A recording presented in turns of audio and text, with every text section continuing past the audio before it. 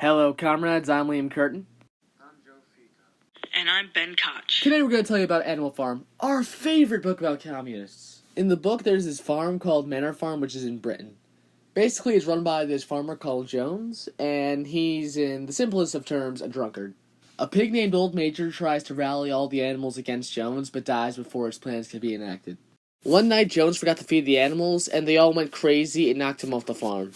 They then renamed the farm as Animal Farm, and afterwards made a list of 7 rules to follow. The list basically says that all animals are friends, they're all equal, they can't kill each other, they can't drink alcohol, and they can't wear clothes. Jones tries to retake the farm, but gets pushed back by the animals. Snowball was one of the major reasons why the animals won against Jones, and he was even honored by all the animals. After the battle, though, there were definitely factions growing between the 2 major animals, Napoleon and Snowball. Snowball was like, "We need to build a windmill!" But Napoleon was like, "No, we don't need a windmill. That's just terrible." A lot of the animals supported Snowball, but the thing was that Napoleon was able to chase Snowball off the farm eating dogs, and with that, Napoleon was the undisputed leader of the animal farm. One of the first things that Napoleon declared was the end of the Sunday meetings, which allowed political discourse. Now, Squealer is supposed to be in charge, telling everyone what Napoleon was thinking. With something like that, we can tell that, it's going to be easy for Napoleon to lie to the people. This started happening when Napoleon started slandering Snowball, saying that he was actually in league with Jones the whole time. Napoleon also declared that the windmill shall be built after all, and that some rations must be cut to do so. Around this time, Napoleon started trading eggs for money. This saw the chickens bad and led them to protest.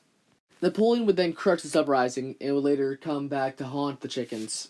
After months of work, the windmill collapsed, and yet again, Snowball was blamed. He began executing people who were associated with Snowball. Along with that, he began stifling free speech.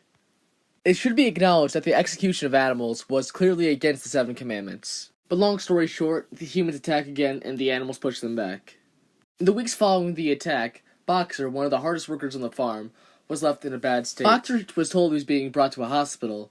Benjamin found out that he was being taken to a knacker and being used as meat to be sold. After Boxer's death, things have changed.